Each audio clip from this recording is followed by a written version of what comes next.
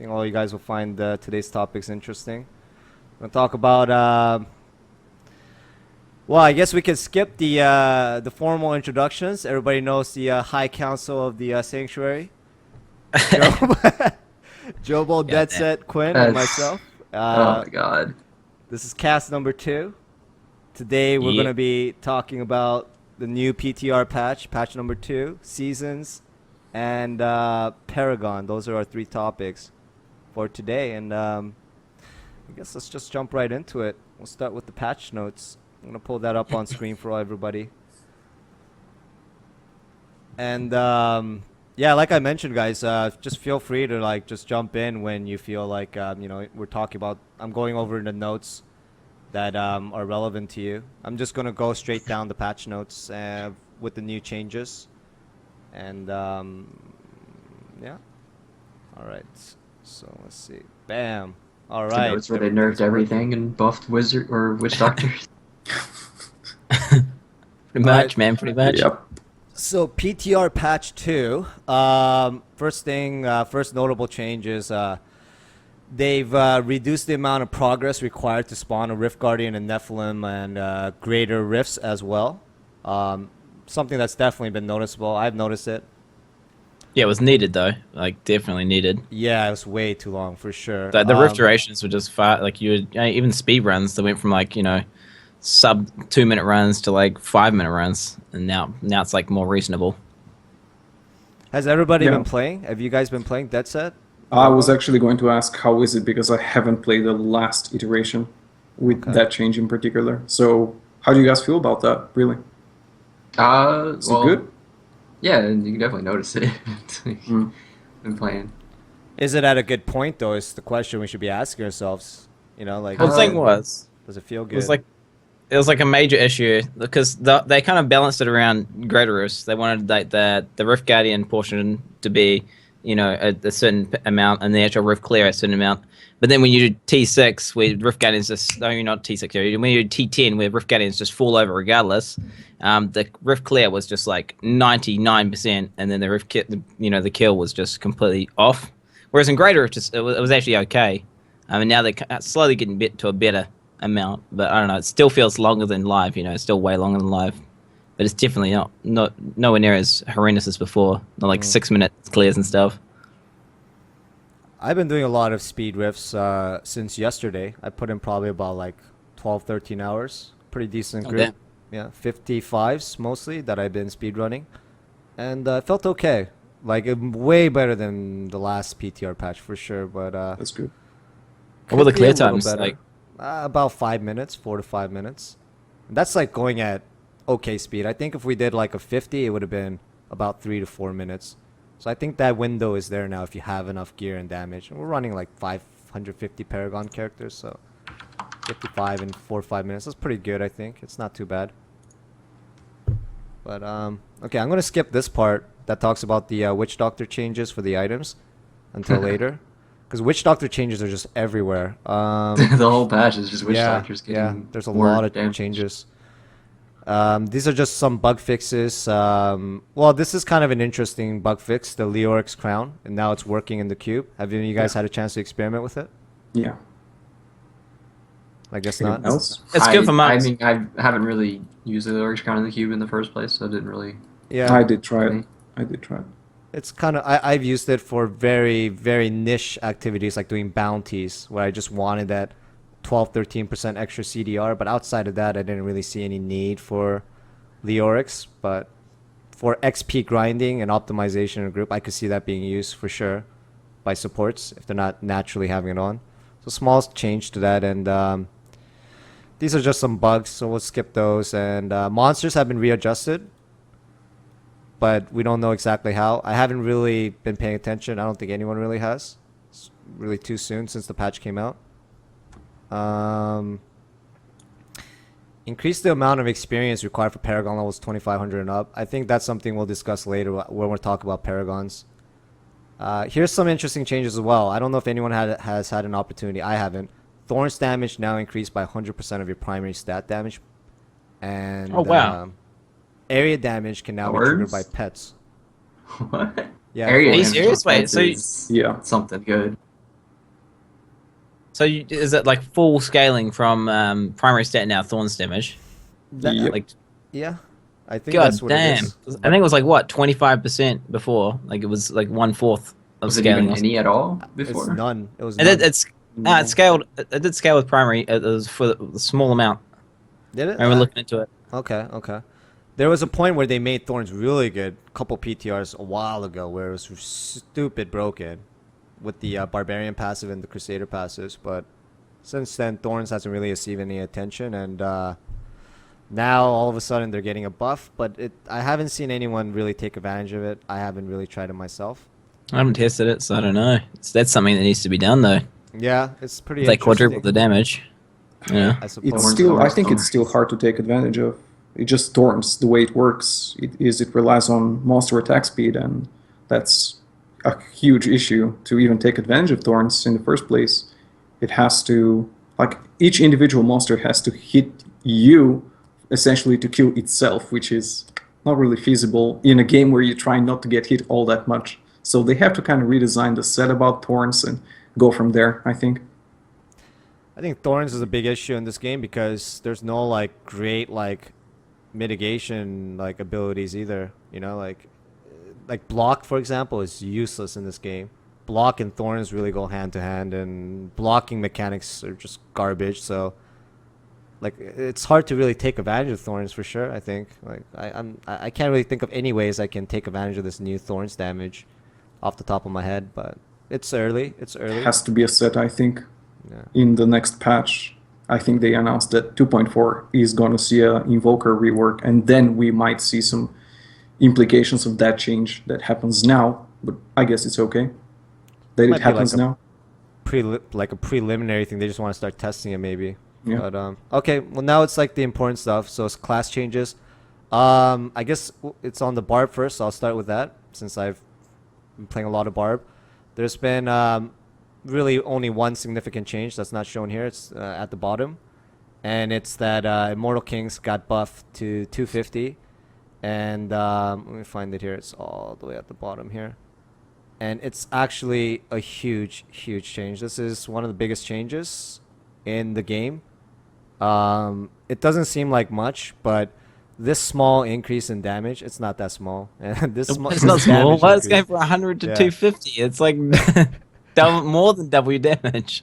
This damage increase pretty much allows a barbarian to do everything that you pretty much want to do. It's basically like a It's like, concept on crack. The season 3 PTR when it was 500, barbarians were pretty much the go-to class at that time, and now it's a little. And when they put it at 100, it just became useless. It's going Now back maybe to when that. it's this, it's gonna go back to, like, you know, used but not the best. It's not super OP. I've been playing a lot with the IK set the past 2 days since the patch hit, and it's not super OP. It feels like it's at a pretty good spot, much better than 100. 500 was obviously too much, and it definitely opens up the doors. It opens up the doors for everything for the Barb. You can go. I can make a pet guild. I'm pretty sure I can make a pet build work in Torment 10. I can make a Seismic Slam. I can make a Hoda. I can even make a Cleave or a Rend or anything. Pretty much anything, because I have a damage multiplier that I can apply to anything. That's actually decent. But 250 is quite a good bonus. So Barbs have a lot of skill diversity in that Torment 10 range. And but then again, once you get to the greater rifts, you're still very, very limited. I don't know how it's really going to perform up there. I haven't tested it yet, but one thing for I've sure seen is I've seen it appear, by the way, as a mixture with Waste once again, at a pretty high place in the leaderboards too. I mean, I've seen it in the upper echelon, top Oh, 5 really? Okay. on the normal rankings. Yeah, 4 IK, 6 Waste, kind of a split, which for a while was thought to be very good, like early patch 2.2. Then just pure Wastes came ahead, of course, and now it's actually coming back to that 4-6 split with Grandeur in the cube, which is kind of cool actually to see. I just wonder if it's That's that one of the set things- purity that devs seem to be chasing every once in a while. I wonder if that's going to be affected once again. But I'm going to talk about that if we talk about Wizard. Yeah, that's When one of we the talk things about that this. Barb is definitely have to relook at. His last PTR was there was more hybrid combos. One set wasn't clearly ahead of the other, and then they tuned it at the end where Waste just stomped on everything. Now it's a little closer, so definitely hybrid builds might be relevant in the top end Greater Rift pushing areas. But that's about it for the Barb. So all around, just great. You're basically like the Crusader in previous patches when a con used to matter. You can Yeah. run Sounds good. anything. Yeah, it's a good You change. can just I do think. whatever you want. You can just make whatever build you want, and you know that's going to have so many implications throughout the season. If you think about it, like there's going to be so many new builds, and just little tweaks here and there. And there'll be some major breakthroughs and stuff like throughout the entire season. It's going to be really fun to play because Yeah. you won't see the same build that often. Yeah, so great diversity at Torment 10 level, and potentially, like Quinn mentioned, like something new might come up throughout the course of the season. Someone might discover something. So good place the Barbs are at right now, I think. Very Yeah. good place. And I think I even saw a very high 60 clear with Furious Charge and IK split. Very, very high. yeah, it's definitely well within reach with the hybrid Well, main core. on the PTR, it's a little like they haven't changed the conduit still from how it Yeah, was. yeah. It's still really strong, so it's kind of hard to really know if that's going to be a thing or what's actually going to happen. All right, well, that's about it for Barbs. And Crusader is really there's like no change except change to Falling Sword. I haven't tried the new Falling Sword. Has anyone tried the new Falling Sword? I've seen it. Doesn't look like it's changed at all. I think It's when still Crusaders slow. use that set, they don't even have Falling Sword on their bar. Kind of, Okay, yeah. that's You could use it. That's the funny part. You could use it, I guess, but it's not necessary. I think the top two clears don't use it actually, but that's besides the point. Like the third on the leaderboard right now uses it. Even so, I mean, these are decent utility changes. It can be cast at a higher range and can be cast faster. The cooldown thing, I don't think really matters all that much. The duration of the damage reduction is still so high that you'll Yeah. realistically cast it again by the time it wears off. I'm just not seeing the changes that I was anticipating. Just let me give an example. Ground Stomp for Barbarians has been changed to actually proc Focus and Restraint, right? It procs the generator part. Why doesn't Provoke do the same? It's, once again, a utility cooldown. It's a generator and kind of functions for roughly the same purposes, so why doesn't it proc? It could be working very nicely with the new set. It's just kind of a change that maybe makes a little sense. Either that or Ground Stomp is just unintended to proc Focus and Restraint. I don't know what's the issue there, but I just don't see why such a change is not introduced. And also, Limitless has been reported.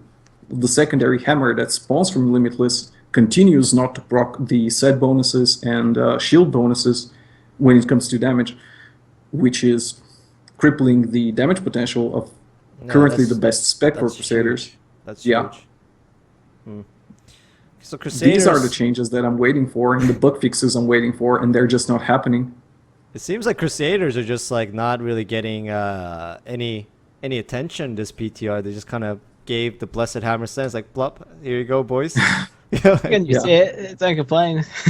Use Falling Sword, or don't, who cares? Yeah. Yeah. Yeah. You know what I found bizarre was Falling Sword is already so slow, okay? And now they've added this change in the most recent patch where it's like this ability net will now begin its cooldown after its effect expires. Like I don't understand why they made it even worse. It's That doesn't really bizarre. affect it that much. Like it's just the cooldown. Like the animation's what's slow about it. Yeah. But I mean the cooldown still doesn't like start over. It was like it's like a change that I don't really see why, right? Yeah. If anything, I think it's just to be more consistent. Like when they changed Spirit Walk and Serenity, they're immunity effects. Like you're invulnerable during these effects, and so they don't want you to get to the point where you're permanently invulnerable. And it's the same change with the 7-sided strike. Like true, Yeah. true, with enough true. cooldown I think reduction, that's- Falling Sword could definitely just become invulnerability, and that's what they're trying to prevent. Especially with the weapon that doubles it too. Yeah. You can just spam like crazy. They're just preventing shenanigans before they even happen, I guess. It's smart. So it's smart. They just, the chat is, yeah. by the way, bringing up a fine point that ground stomp is counted as an attack, but am I mistaken? Isn't it just one rune of ground stomp actually No, dealing damage? No, they all do damage. They all have. they I all think basic they all damage. do a little Really? bit of Yeah. damage. Oh, then I see. Okay, fine. Okay. They all have like a base like 180 or something, small amount of damage, Oh, and then okay. the fire just gives it like This is the legit one that. damage. Okay. I Yeah, gotcha. yeah. All right. All right. Next is Demon Hunter. There's 0 changes because Demon Hunters are perfect. There's been some changes to Demon Hunter items, but Yeah, maybe they we'll changed their discuss that a items. little bit later. I haven't. Demon Hunter is the one class I haven't really experimented with on the PTR with their new items or new anything. Like, I don't really have any I don't idea think anyone's what really they're been even playing doing. Demon Hunter. If are they still just running Nats or? They shoot stuff and do lots of damage. They got some bombs. I see them running around with these bouncing bombs now. I have no idea how they work, but they just kind of bounce around There's and a do new stuff. bow that I saw that looked pretty interesting. Yeah. You mean I was the actually- bow with 8 property lines or 10 or whatever Yeah. it is? Yeah. Yang's No, bow no, of no. properties? The one-handed that like puts like bombs in the monster's pockets and it explodes, or I don't know. Bombs into monsters' pockets, bow. Yeah, you use the spike Sounds trap. You put a bomb in their pocket and it explodes and it like spreads to everything Okay. else like exploding Okay. bomb with the bracers. That's I the don't know. seasonal item, right? Yeah. I think so. Yeah. All right, and monks. Okay, monks. I'm sure you Yeah. got a lot to say about monks, Quinn. Monks have gone through some significant balancing changes. Balancing changes this patch. Yeah, it was pretty horrific at first. Like reading the patch notes for monks, it was very, very scary to say the least. But it turns out that they by mistake they kind of like if they had just made the changes to Seven-Sided Strike. So I mean, if you don't know, the Seven-Sided Strike changes are basically the cooldown for Seven-Sided Strike does not begin until you're outside of Seven-Sided Strike animation. So the whole permanent invulnerability thing we had going on for us is just gone now. It doesn't exist. Yeah, you got some vulnerability. Like at least 2 yeah, seconds. and on top of that, it was like, okay, we had just enough CDR to have enough cooldown reduction to, constantly be within a Seven-Sided Strike. And now, the second you make the cooldown start after the animation finishes, you effectively add this huge downtime of, like, it's almost a 50% damage nerf to the class itself, just because of the fact that, the cooldown doesn't begin while you're in the animation. But they actually did change the animation from like 2.4 seconds to like 1.5, so it's not as bad, but it still would have been horrific. Like monks would have been crippled, but they actually changed the fire rune on exploding palms. So now I don't know. We got this thing yet. The dot effect applied by exploding palm on this explosion now stacks for fire EP. And I don't know if you guys have seen that yet, but like it literally as long as you don't let the debuff drop, you can effectively stack the fire EP dot to infinite amounts. So you can just let it. I feel like that's a bug, but also Yeah. intended change. Like the way you It's- describe it, it's working like conflag for wizards. If you remember Mirrorball conflag build, where Before it like stacks and refreshes all previous dots. I don't think it's Yeah. supposed to refresh all previous. Well, refreshes all previous dots currently how it works. It's really hard to do though. It's really hard to do with the 3-second Yeah. duration, and yeah. I mean, and if you were to take that away, basically what you would do is you would basically just make the fire rune useless again, and no one would use it. It's just worse than cold. I mean, that's has a utility. Basically, you don't use fire. Like, okay, like to give you an example, for T10, to make fire EP worth, because you have to stack it up 2 times to make it equal to a cold EP. So you have to be actually Seven-Sided Striking 3 times to actually get it on the same level as a cold EP. So it's actually slower to use fire EP, for speed runs and T10 and stuff. But then when you got a greater rift, it has utility because you actually, the monsters live long enough for you to get that stack up, and it has some utility. But maybe it might need a cap of some sort because, I mean, on Rift Guardians, Yeah. after you've Yeah, done like I'm- what? If it's stack and refreshing it limitlessly, like that's like if that can do it like that, then like stuff like Toxin Gem should stack and refresh every time you hit something and keep going and higher and higher. Like it just feels like Not that's not fair. an intended Baby effect. Roach. What's the Bane of the Stricken effectively? Because you gain the same amount of Yeah. damage every time, and it just keeps additively going up, up, up, up, up, up. And as long as you don't let it drop, it just becomes absurd towards the end. But I mean, it really doesn't get that out of control until you get to a Rift Guardian, and then the Rift Guardian, like at 50% life, it dies like 5 times as fast as it dies like for the first half, and then I did the last 25. I was doing a GR 68, I think, yesterday, and the last 25% of the Rift Guardian, he died in like less than 2 seconds. Like it was just 2 ticks, and he just died. Sounds pretty balanced. It definitely ramps up as long as you don't Well, let yeah, it fall. but It's insane damage. I can. Without that change, though, monks would have been completely dead in the water. So like, it's really good. It's really good. Like but maybe it's a little bit. They might have to put a cap on it, in my opinion. I think a cap might be better than a cap. It would be just to tone down the dot damage a little bit. That would be a better way to go. Because a cap is kind of like a good way for it to scale with the difficulty scaling. Higher pull, like you get more stacks, so you need more damage, kind of. I think if they put a cap on it, it should be capped at like. I think putting a cap on it is probably the best idea there. If it's not an intended change for it to like stack that high, like a fix for it would be it can only have 3 stacks at a time. So it's more than cold, but you have to work up towards it. Yeah. So there's maybe make the duration a little longer to make it a little easier to handle, like maybe 5 seconds. Yeah, otherwise it's just effectively useless. That's the thing. You've got to make it so it has a utility. So like, okay, it's going to be good in greater rifts where you actually fight the monsters for a certain amount of time, but you can't make it so it's like just a straight all-around best rune. Well, it's definitely not the best room for speed runs, I would say, though. Cold is still like dominant. Yeah, it's there. cold's still the best. Yeah, totally. So that's kind of it's good though. Now that I feel like they made that dot change just with greater rifts in mind, pretty much. So when I first saw it, I was a bit skeptical. I thought it was a bug. Like I was like, okay, that doesn't really make sense. The way that the change was read it doesn't sound like it should do that. It doesn't read like this dot now stacks and refreshes all buffs. It doesn't say that. It just says it now stacks. Because basically before the old fire EP rune, basically if you hit the monster with 5 fire EPs, it would only count 1 buff or 1 debuff on the mob. You wouldn't get, but like so I thought, okay, so if you hit 5 EPs, it's going to do all 5 dots on the one monster. It'll stack up, but not like if you refresh that, it then keeps going and going. Fingers crossed it stays, though. Fingers crossed it stays. The dream. Yeah, when you think about it that way, I think the cap would need to be something not 3. That would be too low. Like What about the other changes? Are these any interesting at all? There's been some changes to Tempest Rush. Attack speed will no longer cost Tempest Rush to attack faster. Instead, the resource cost and damage will be scaled with attack speed.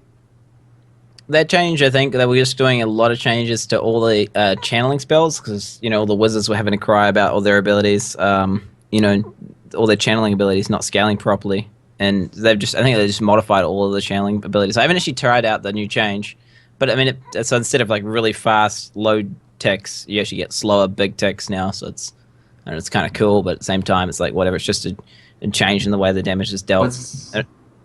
The Tempest Rush, like, it no longer attacks fast. Was that being used to stack Bane of the Stricken like really fast on bosses or something?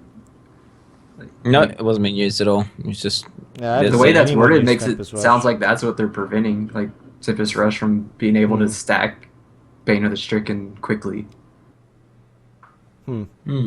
I've never seen a monk do it because there's no real good Tempest Rush builds. Like you can't survive with Tempest Rush at the moment. Maybe that's the next monk set, Tempest Rush set. So they're preparing for that. Maybe.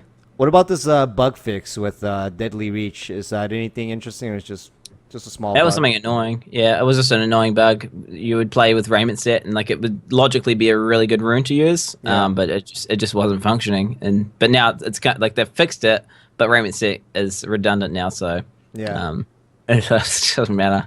Fire EP seems like the go-to spec at the moment. Yeah, it's pretty fun. I like the way that you get rewarded for time investment on like if you work on a monster, it'll you can kind of commit to it and it'll die. Wish doctors like that. Every time with like that would make Jade really strong. Like if 6-piece Jade was your dots refresh on reapplication and add a stack, that'd be really cool. So overall, the changes it looked really bad for me. I was really disappointed. I even made a video about it that people weren't too happy about. But I was disappointed. I was like, oh my god, this was one of the sets I was looking forward to most, the Ileana set, and it's gonna feel not as good. Does it feel like it feels okay? Is it feel smooth still, Quinn, or what do you think?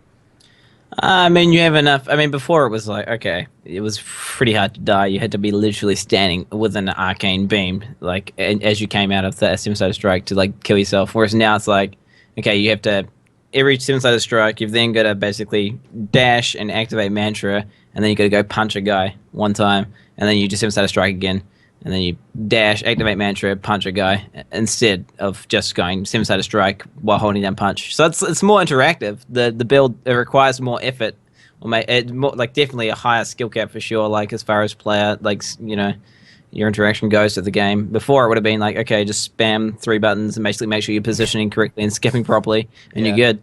Yeah. Whereas now it's like, okay, you actually have to do stuff, otherwise you're gonna die. Rotate things. So overall, pretty healthy change and still feels okay. You would Yeah, say? but I'm just scared that they're gonna nerf the fire AP, and then monks are just gonna like it's gonna be like you if they nerf the fire AP, then we're back to but Julianus is dead basically, and we're just gonna be doing a spirit generator build where you just attack with a spirit generator and just pull everything towards you. And I'm not looking forward to that. Okay. How's the spirit generator after the last nerf? Yeah, well, it was already under Julianus by a significant amount. It was I mean you could do like a 65 with it, and like Julianus was doing a 70 sort of thing, and then nerfed it again by a decent amount. So it's going to be doing like 64, 63. I mean, with proper gear though, if you actually optimize your gear, I don't know, it'd be pretty competitive. But Juliana's right now with the fire AP is just way better with the infinite scaling. But I mean, if they nerf the fire AP, then we're all going to be doing generator setups. So All right. We'll see. All right. Well, let's. I think that's pretty good for monks. Witch Doctor also went through. There's so much patch notes for Witch Doctor, so we're gonna be flying around all over the place. But take the floor, Joe. Walk us Yeah. through the Witch Doctor changes. Not That's trying the to- Joe basically. patch. They took every new item they added and just increased it by like 100%. Okay. Are you gonna go? You're gonna talk about items first? I gotta scroll up to the item changes now. Whatever you want to start with. You have the patch notes in front of you. I think I linked it. I do. Okay. Yeah. Whatever you want to start with. So like basically like the 2 new items they added, the one for the Acid Rain and Zombie Charger, basically part of the Hell 2 set. I mean they're designed to work with the Hell 2 set, I think. Those just got increased. Like they just took the numbers and said, oh, let's just make it higher. And I have not found the Zombie Charger one ancient yet to try it, but I got the Acid Cloud one, and it makes it a pretty decent farm. Like Acid Cloud hits pretty hard. Okay. I still feel the Hell 2 set and the Spider set are lacking in damage, especially the Spider set. Like, It I went through feel some buffs though recently. it did. It definitely went through some buffs in this patch, especially. They increased the set bonus damage proc and the like stuff. But the thing about it is that 2-piece bonus for both Helltooth and the Spider set are not affected by the 6-piece bonus, increasing its damage even more. So it's a pretty small damage gain from 2-piece. The 2-piece doesn't benefit from the 6-piece on the Helltooth? No. Why would that be? Okay. Because it's not on the list of things that get It's not on the list. Oh yeah, right. And then the Crossus dot is just a 1500%. Okay. But I mean you have to admit if it did increase a 1500 dot per second, it's 15,000 damage over 10 seconds by 900%. It would be pretty ridiculous. Not really. Not when you look at what monks are doing. Hmm. It would actually Yeah, be yeah. pretty Shots tame. fired. But that's Oh, that's well, it's true. 150,000 weapon Monks are damage. okay. Monks are. 150,000 weapon I like where damage. monks are. Actually, I do. Huh. So overall, like you don't seem very thrilled about the recent. It's so many still- changes. Like, there's a lot of changes, but like I said, it's just mostly number increases. Just trying to get it to a spot where it's used, but it needs like much bigger numbers. Okay, what about Like the carnival? This is a pretty significant change, I would that's say. actually a really good change. I Okay. feel the carnival, the you have more control over which of your fetishes are shooting the dart, so you can aim it better. Hmm. And then you also have extra fetishes that aren't like locked into place spitting darts to help you distract mobs and tank them. But it's still a I think the biggest issues on Witch Doctors right now is just survivability still. Like the damage on the Hell 2 set and the Fire or the Spider set is still really low. It and even with the bracers, like the Fire Bat bracers and the Spider set proc 4 piece, the maximum toughness you're going to be seeing is like less than 100, like 100k or 100 million, and it's just not Wow. enough to survive anything past like 50. That's So insane, dude. Like despite monks are over 2 billion. We're actually over 2 billion toughness. Yeah, Yeah. it's not even close. You're 100 million. It's so Ridiculous. weak, dude. Even with like 80,000 life on hit from the bracers, the firebat like tick rate, like you can't get your attack speed high enough to where it actually can provide like good returns on sustainability. and it's also stationary like channeling skill. So that's Yeah, disadvantaged for survival as well. yeah. I feel like firebats like as a stationary channeling skill, the bracers should be able to, you should be able to stand there and like take hits. Yeah. But in a sense that's how they're designed, but it's not enough. It's just not enough. So basically, what you're telling me is because I'm reading like if you look through the patch notes, like everything related to Witch Doctor is like buff, more damage, more damage, more damage, every Hmm. single thing that they did. But pretty much, you're saying relative to like other character classes' power, it's still not enough. And not only that, survivability is a huge issue still. It's basically Yeah, like the gist of it. yeah. I mean, I played a bunch of Archon Wizard, and that felt good to me.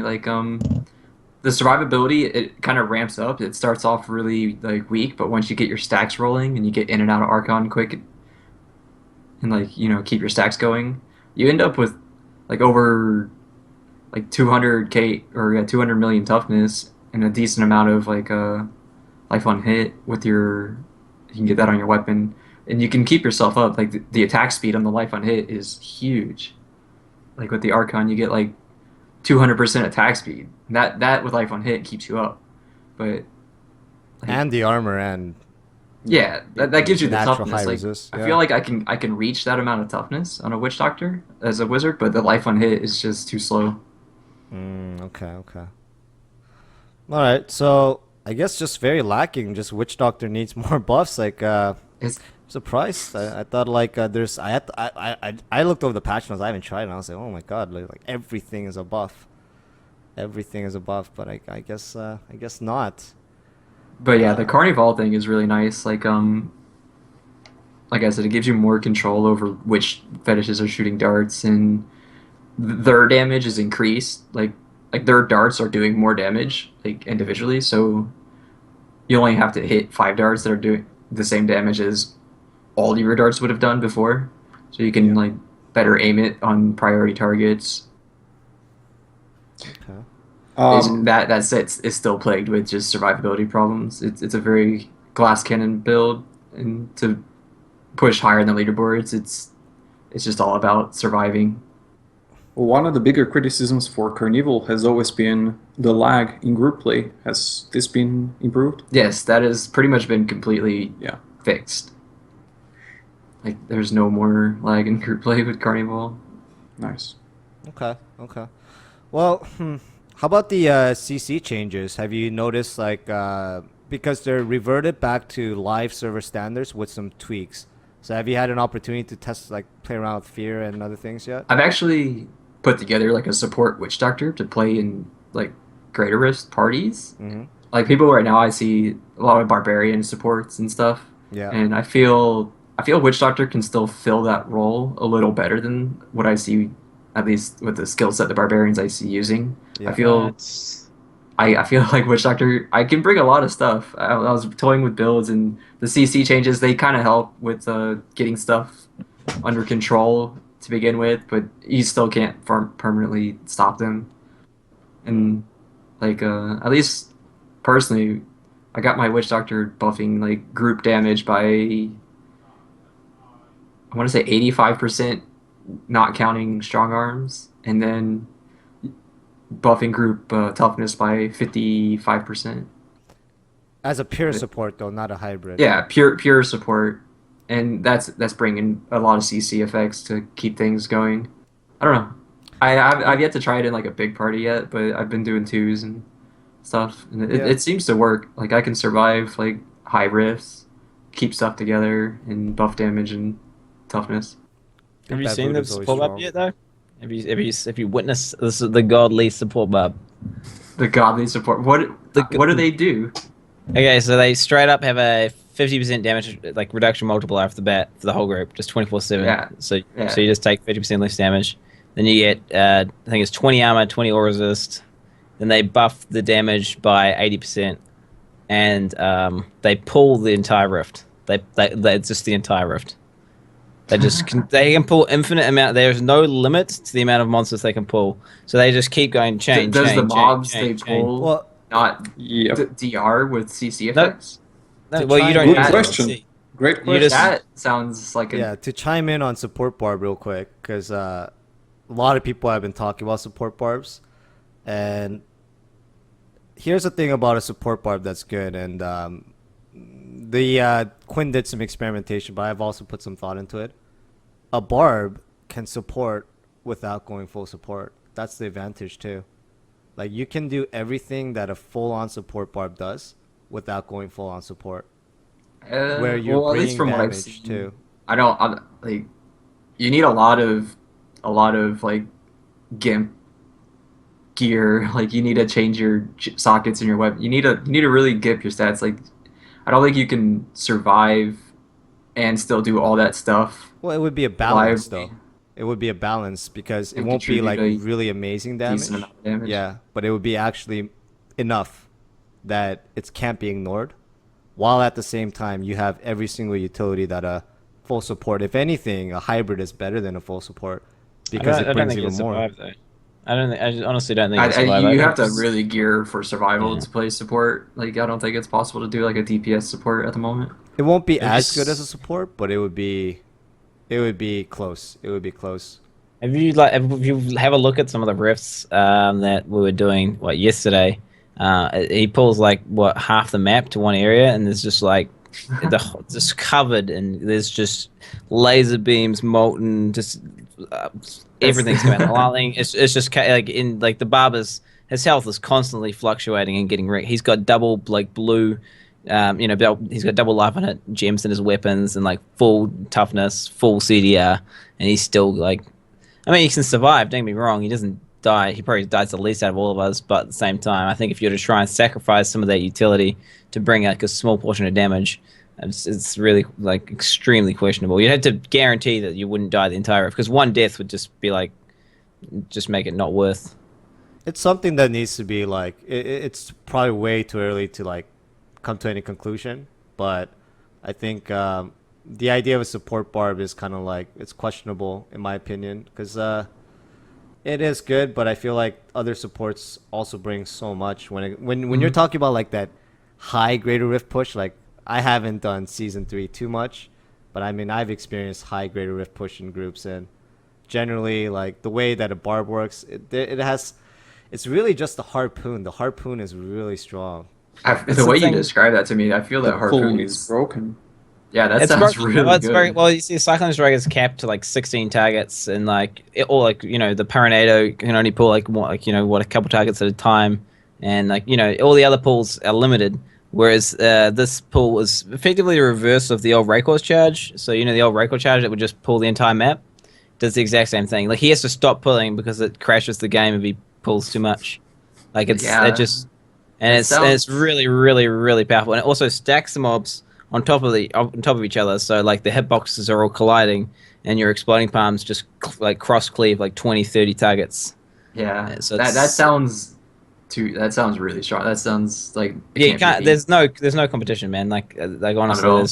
And I there's until that if they nerf that harpoon thing, okay, yes, then the other supports will be able to compete. But like I thought monks were good.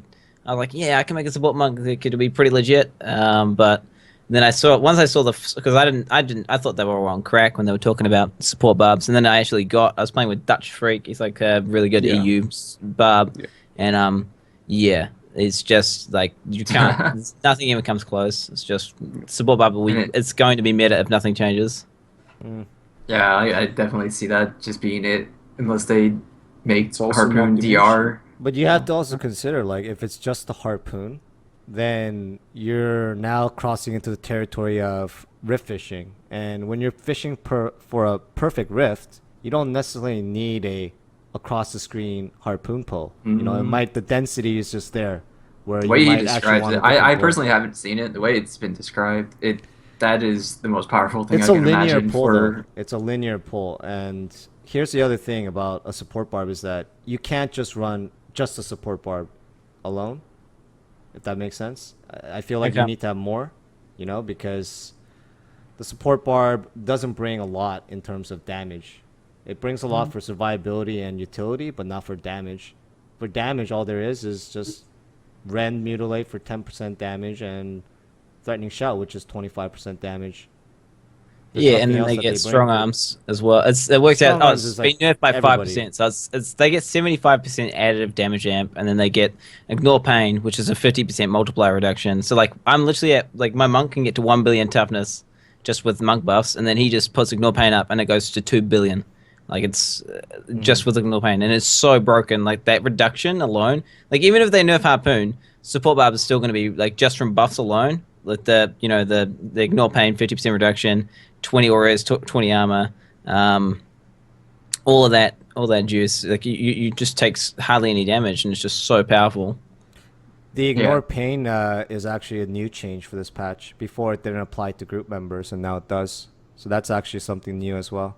I think support barb is something that is. I've tried support barb in the past. I haven't tried this patch, but I think it's at the moment it seems like clear choice, but I think it's not definite. Like I don't think it's definite like people are thinking it is. I think a lot I of the think other supports still have a lot of value that people are overlooking. But I at the think in terms moment, of like damage reduction and damage amp, a lot of the sports are pretty close together. yeah. But when you put a harpoon in the mix, that is the most powerful tool you can have in a game I like want to this. see it post Stacking Harpoon mobs It's on like a like the same Crusader, but pixel better, basically. infinitely. Yeah. It- And it's instant, too. It's pretty Yeah. instant.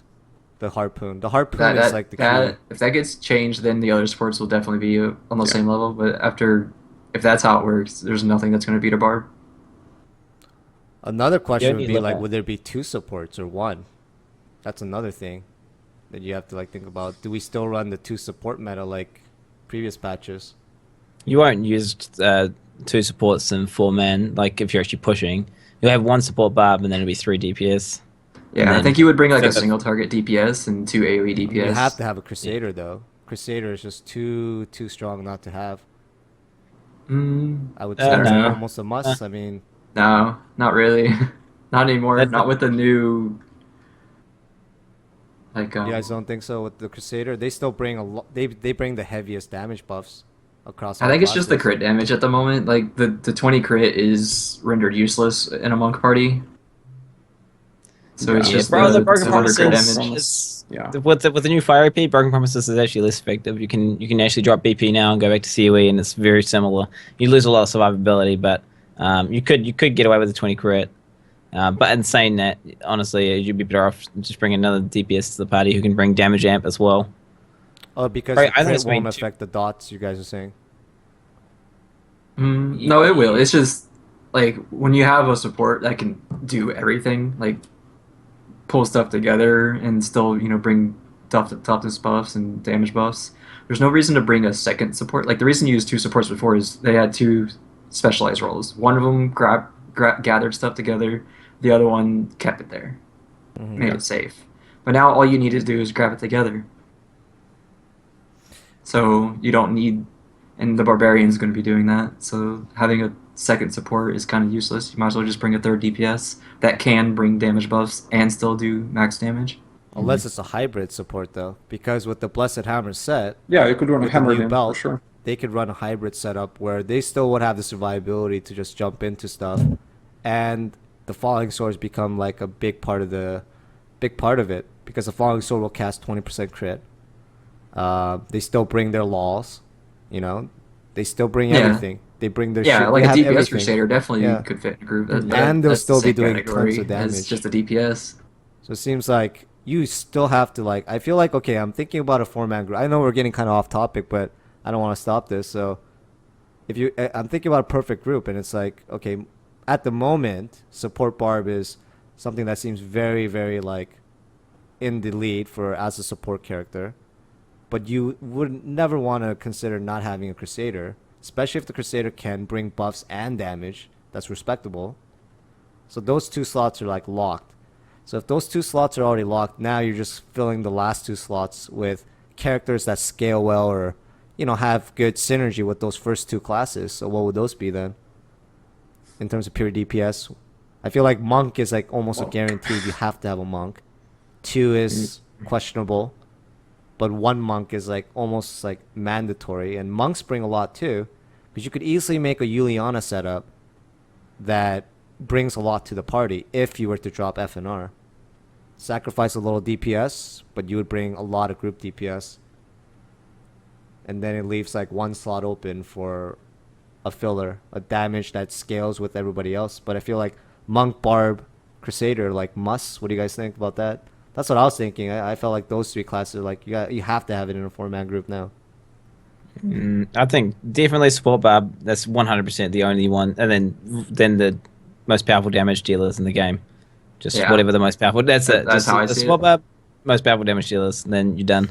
You know, the Crusaders definitely not locked in. Like Crusaders are all good and everything, and their damage buffs are cool, but yeah, nah. I would just say, I mean, Barb and 2 monks. Because if you go 3 monks, it's pretty bad. Because you can't really min max and all the buffs that they bring. Like 2 mantras are really good though. You can get mantra of agility and mantra of healing, and they're both really overpowered.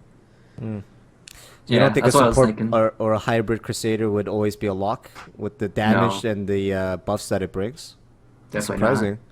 They do a lot of damage too. Like it's not like Yeah. you lose very little to be able to bring in like a shield glare and stuff like that.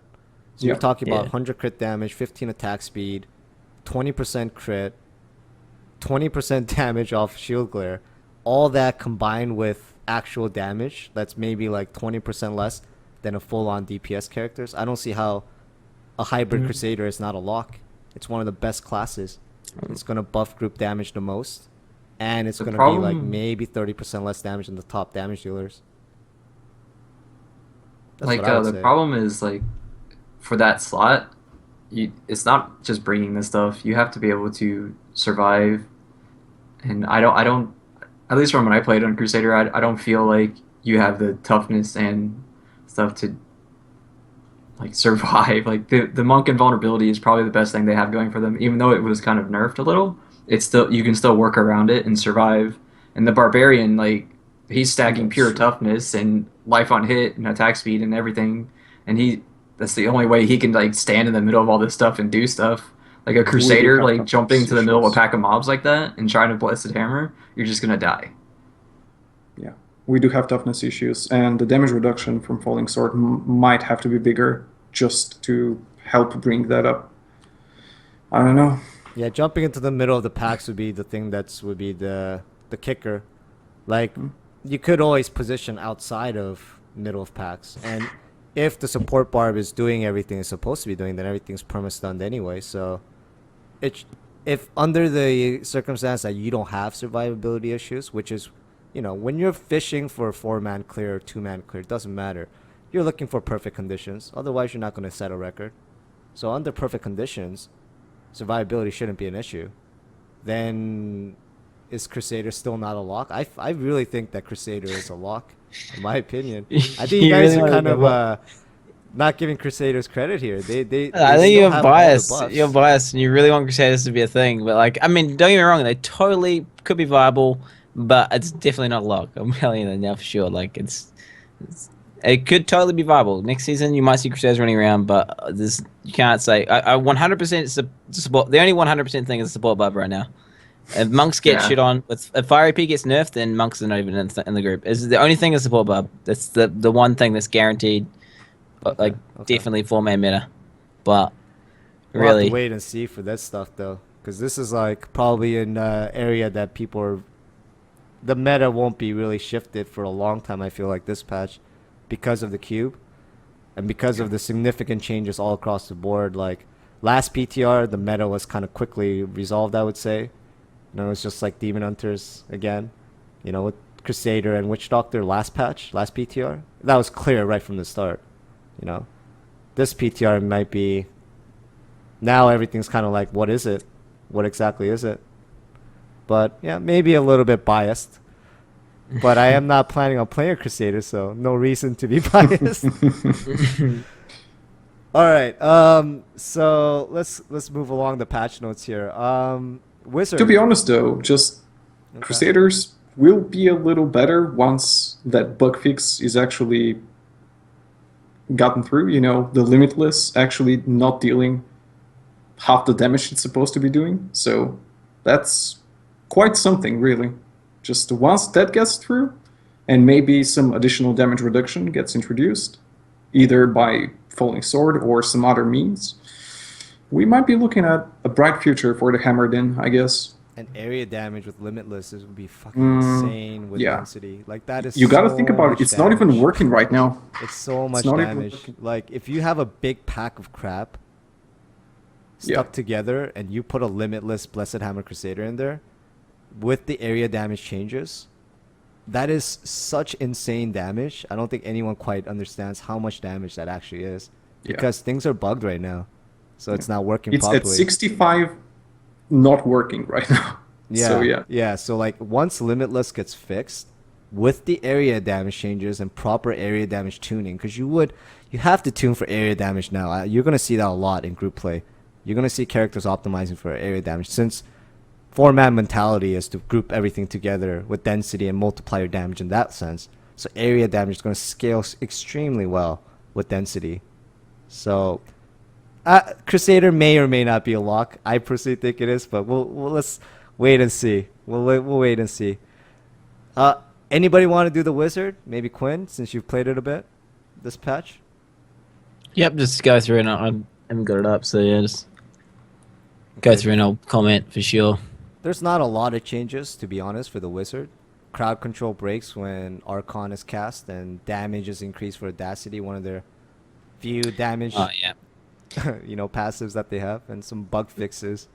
it's kind of annoying. The changes that they made, they basically gave us. It was actually a damage buff because they buffed Audacity from 15 to 30. And I believe it's a multiplier. Correct me if I'm wrong. Yes. Yeah, it is. So it's actually a So it's a damage buff, but the belt nerf makes it so much harder to wind up your Archon stacks. Because initially, when you walked in before, you would press Archon form, and you'd instantly be on 50 stacks, which would increase your survivability and your attack speed by a ton. And you could actually, with that attack speed, then you could get your stacks up really high. And the next overlap, you'd have crazy stacks. Whereas now, you press it, and you're still really fragile and weak, and you've got no attack speed, so it takes you longer to get the stacks up. So like your first Archon, you get to 80 stacks, you'll have a bit of overlap. And the next Archon, you'll get to like 100 stacks. And then one after that, you'll finally have the momentum. Like as long as you don't die, and you have something to hit the whole time, you're going to build up your Archon stacks to a really high point. Like I was getting over 200 stacks quite easily when there was like density, and I was actually able to hit things. But the actual wind-up period was really hard. And then if you died or you had any downtime, you'd be put back to square one. And it was just like a kind of like I guess you could say the burst damage, or like the getting started period, which is kind of like the hardest part as a wizard. Like, when you walk in and you try and survive, that's a lot harder now. And it's going to be all about, like, the best rifts are going to be ones where it's just one floor, and you walk in and you just get your stacks up and you don't die, and then you maintain them and you have big overlap the entire rift. So overall, it's a wizard buff, but it just makes it a lot more awkward to do speed runs with, a lot more awkward to do anything where you've got to, like, if you get bad maps with bad density, or you've got to change floors, or if you get RNG killed, or like you die. But I mean, yeah, it's. I think overall it was a buff because there's a lot of wizards in the chat like having a cry, but I've noticed my damage was increased by a lot. Okay, not too many significant changes for the wizard. Just Oh. small damage buff and little item balancing here and there. Also, the other thing I forgot to mention was the channeling changes. So so basically, the channeling spells before weren't scaling properly with attack speed and everything. So like the secondary like beam that you used as an Archon Wizard was just completely useless, and all the channeling spells were horrendous for actually getting your stacks up to 20. What is it called in the Chantoto stacks to 20? So it was really hard. And now instead of using Snowbound or whatever it is, the Blizzard rune, you can actually use you can actually use lightning channeling spells, and they actually do really good damage. So outside of Archon, you can use your little channeling spell, and it does a ton of damage, and it gets your Chantoto stacks up straight away. Instead of just using like a generic Snowbound skill where you just spam it just to get stacks up, because channeling is effectively useless with attack speed. So I don't know, it's pretty good, the changes.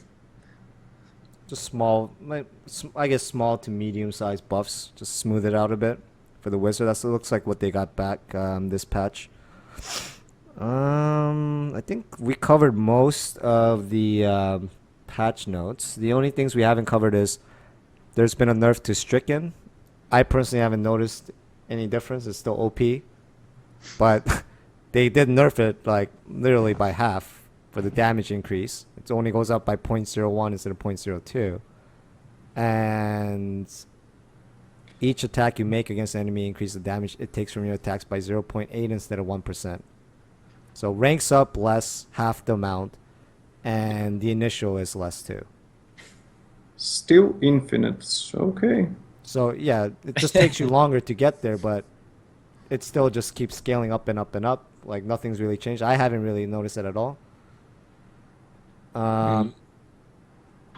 I just Monks, saw we another don't change use it. that I didn't see. I was at the very bottom. Stonesinger got Yeah. deleted. Yeah. Yeah, Goodbye, Stoneboy. there's been some Goodbye, other Stoneboy. bug Yep. fixes, and yeah, at the very bottom of the patch notes is a very peculiar change. Stonesinger can no longer spawn. Bible thump. Don't really I know think why. it's temporary, right? They're bringing him back. I'm pretty sure. Yeah. It's Temporary. Stoneboy. You gotta bring him back. You gotta bring him back. I ain't got time for yeah. But I don't mind him being gone. I hate Stonesinger.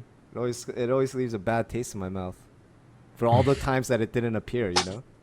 So every time I see him, like, why? Why this time? And now When I he'll don't care, never appear. You know.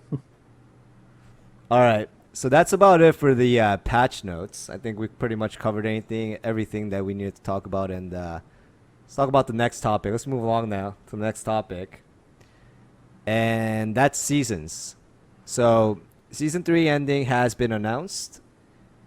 Season 3 will be ending on the 23rd, and season 4 will be starting on the 28th. And I figured this would be a good topic for us to talk about. So let's just jump right into it. How has the lengths of the seasons been thus far? Anybody want to start? Yeah. Season 3. Like it still feels. They're definitely trying to line up new seasons with new content, and I guess their limit is how fast can they create that content. And it really drags on the season much longer than it should, I think. Well, let's think about it. Season 1 was 5-ish what, months, I like think. 3, was- 4, 5, 6 months? Yeah. 6 5 to months. 6 Yeah. months. Yeah. Season 2 was like what, 1 month? 2 months. 2 months. Like Two- 1.5. it was 2 Less months. than 2, wasn't it? Was it 2? Yeah. Yeah, like 1.5 to 2 months for season 2, and season 3 was 4. So we've had 3 different seasons now, at 3 different lengths. Season And- 2 felt too short, and season 3 definitely feels too long. Season 2 felt too short at 2 months. What do you guys think? 2 months. I mean, okay, some people got shafted due to the fact that I think 2 months. Okay, let's because we have the cube now, and we're actually able to target farm weapons, I think 2 Yeah. months is not an issue. But Yeah. basically the problem with 2 months was, okay, pre-cube, you couldn't guarantee in 2 months you have your best in slot weapon. You could still be running without like a good rolled ancient weapon, and you could Yeah. have like a more than like a 20% damage loss on like the other guy in front of you, and basically you could be screwed for the entire season. Whereas now with the cube, I think 2 months would honestly be a good season length. Like Actually, that does sound. if you know what I'm saying, like it's totally could be a thing. Like I think shorter is always better. The longer it goes, like there's always hype at the beginning of the season, and it kind of plateaus at a certain point, and that's when they need to start looking. I don't know, like figure out where the plateau is, and then try and time the end of the season. I'd say it's somewhere in the 2 to 3 month period, in my opinion. Especially with the cube now, like people are going to get geared a lot faster now, so you could actually have shorter seasons and get away with it. I think the argument has always been that people can dedicate different amounts of time, and thus the season's length is a way for even more casual people to kind of catch up gear-wise to the hardcore audience. But I think the opposite effect is actually achieved. It's not actually working this way. Even dedicated people are losing interest at this point, and that's not where you want your season length to be. Not at all. So I guess we'll talk about the season length, right? So, what about season 3? I felt like for season 3 under current conditions, I would say a perfect amount would have been like 4 months was definitely too long. Maybe like 2 months seemed too short for reasons that Quinn stated earlier. I felt like maybe like 2.5, 3 is like starting to push it, because like I've been kind of just watching because I haven't been playing season 3, and it was about the 2 month to 2.5 mark where people just started losing interest in Diablo 3. That's what I noticed, just looking at it from an observer. And now with the cube changes, as Quinn mentioned, everything's easier now. Progression is much quicker. XP is much faster. Everything is faster and better and more improved and easier. 2 months, I could totally see a perfect character being made if you're playing hard and you're playing a lot. You would finish your character, be even close to maybe even Paragon 2000 within 2 months if you really just no-lifed it. Damn. I think it's possible with That's the new full on. With changes. the new XP rates, maybe. Yeah, 2000. I don't think it's that far off. That could happen, totally. And also another thing, like you used to farm experience, and then you'd also have to like push really really high graders to level your gems, whereas you can't do that now. You cannot, like, basically before you would trial to get the highest possible keystone and then just fail it and get the gem upgrade, right? Whereas now, everyone can just straight away, like my plan is to straight away basically do really high grader rifts and just do 1% runs. And I think the majority of players will be doing like 1% gem upgrades within the first like 3 weeks of the season coming out. And people are going to get to a point pretty fast with the whole, like, you have to beat the rift to upgrade the gem. And they're going to get to that point where 1% runs actually become impossible or like really inefficient, and people will be fully decked out in the correct gear. Like, you're going to hit that faster due to the fact that you can't do the trial, like gem upgrade thing. You're just going to be doing 1%. Gym levels are going to be probably lower this next season. I think you're definitely going to be wanting to farm greater rifts that you can complete, like, until all your gems are at that like 4% level, like 1% to 2% level, and then you're gonna drop it down 10 tiers and farm that one a little faster and go for 1%. Yeah. That's another thing that's also a huge difference. And when I say that season length at 2 months would be good, because not doing trials, you're literally all that time spent doing trials, forming groups for trials, looking for trial members, planning and organizing, that alone just frees up hours and hours for you to do other things. But at the same time, there you have to consider, now we have to run Torment 10 rifts for Greater Rift Keystones, but still overall and total like combined time spent is significantly less to be able to can run do the Torment 10 solo. You can do the Torments on your own. That's why I say like 2 months. Imagine someone playing like 14 hours a day for 2 months under new conditions. I could see them reaching just completely perfected, almost perfect gear in like 2000 Paragon. Maybe not 2000, but easily 1,500 within 2 months, and there wouldn't be much left to do, even for like a serious grinder of the game after 2 months, unless you wanted to create multiple characters. So I think we can all agree that 4 months is definitely too long. Oh no, too long. Yeah. Oh, Has totally. been for some patches now. Yeah. So the perfect amount would be like 2 to 3 months. 1 month is obviously too short. Anything under 2 months, I would say, is too short. It wouldn't Like, feel it's like like a some season. Yeah, they could also do some other seasons like a short kind of special event seasons. Maybe instead of giving like a seasonal reward, like they don't have to create content. They could actually Yeah. do like a really short, like 1 week season with like the PTR buff. Like 2K drop rate on items with jacked up experience rates. They could do like little fun little mini seasons like that where they can create content out of nothing without having to design any items, and they can have a fun season that will still be competitive. Be like, all right, I got my first like 4 days or 5 days of gearing up, next few days gym leveling, and then I've got doing my final push. And, you could have these really kind of cool, fun sort of mini seasons. like create the environment, not the new items, not just like Yeah. create a different I was going to environment say that people that- are used to. Yeah. That would definitely Like as a do something. community, we have to decide what's more important for us: more frequent and more consistent seasons, or necessarily new content for every single season, and like have a patch equate a new season, basically. I was going to They bring just that have up to next. come to grips with Yeah. it. Like we crave more seasons than they can crank out content. That's just the way it is right now. I was going to actually bring that up. What you just said was, should there even be new content? Does it have to be new content every Yeah. season? And You've brought it up before. Yeah. I've heard you in streams, for example. Yeah. should there be? Does it have to be like, look at this season that's ending on the 23rd, and then immediately in 5 days there's another season starting? Mm. Does that need to be required? Where as soon as a season ends, like we can't just have like 2-3 weeks downtime where there isn't anything. Does there have to be like back to back to back to back to back, which might be kind of forcing their season lengths right now based off of content, which is kind of might be what's going on over at Blizzard, right?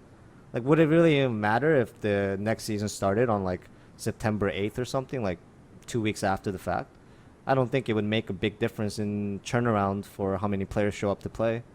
If anything, it might be more because the people that just play season 3 have some time to kind of return back to like a normal life, especially for those guys that are playing hard. And then the season starts. You have a little bit of a break, downtime, get yourself together, and for the next season. What do you guys think about that? That's a good idea. Like, honestly, I mean, I don't get me wrong. As a full-time streamer, I'd love for there to be a season going the whole time. At the same time, it's like it's just dragging a season out to a huge length just in order so they can make content. It just doesn't seem that viable or reasonable. They could just end it, and then everyone could just take a chill pill, calm down for a bit while Blizzard makes the content, and then they could release a season. But I think more than 2 to 4 weeks would be too long for downtime. Oh yeah, 2 to 4 weeks would definitely be too long, but maybe like more than 5 days I feel like would be fine. I think everybody could use a longer than 5 day break after a 4 month season. It just seems unnecessary to force that because like everybody at the beginning of the season is gonna go hard, casual or not. And someone that just finished a 4 month grind to just immediately jump into it. And you know what else is interesting is that there's no end date again. There isn't even any details about how long season 4 is going to go. So I think this is something that they're trying to figure out too, because they're trying to figure out, now they've done 3 different season lengths. What is the right amount that coincides with our schedule of releasing content? And it's tricky. It's tricky because they're trying to force new content with every season. And the way that content works in Diablo 3, and I know you guys hate examples from our other RPG title, but with a game like Path of Exile, and I make this example only because for them to create a new league, it's very simple. They just change the league modifiers, Yeah. But in Diablo 3, where they don't really have that kind of system where the season has some modifiers that makes that season environment different. which is I think something that Blizzard should start thinking about. So maybe like season 5 is like, okay, bosses drop extra loot. It's stupid, trivial things, but it can shift the meta if done properly. Well, they've got the Minor tools to changes in do the it. game. We've seen it. They've got like a series of buffs they can utilize, Yeah. and then they can modify the buffs accordingly. And they could also do Yeah. things like Paragon caps, it's like for a certain season, or like interesting Outside of the ones. game mechanics. Outside of the game Outside mechanics. of the items, Yeah. like, To shift the meta differently so that people are still get a new it's environment. something new with Yeah. the same stuff. It's everything might be the same, but if the meta shifts, everything's different, even with the same items, you know? So that's like more of an easier way, in my opinion, for Blizzard to go about the season system as opposed to big content patches and seasons and long seasons that are dragged out because of the content patches. And then you can find your spots, you know, like maybe this season you release some new items and add some properties to the season. So just, you know, if I had a wish list for seasons for Diablo 3, that's what I would like to see, is them starting to go down that path and direction where they start thinking about, okay, it's really just a lot of work for us to try to make a ton of new items, balance it, do all this crazy stuff every single season. It's just too much work, you know, and it's a lot of time commitment, resources. So if they started shifting their ideas towards creating outside game mechanics that just shift the meta, I think we would have a healthier season system that can also be shorter in length Yeah. and more frequent, as opposed to long and dragged out. What about you guys? If you guys had something that you would like to see in seasons, what would it be? Like the one thing, if you had to choose? The one thing, Is there anything that comes up to your guys' mind? Maybe like a season reward for being number 1 or something? Yeah. I was Yeah, actually well, going to rewards talk would be about that. nice. Yeah, a reward system would be nice for just competing. But I feel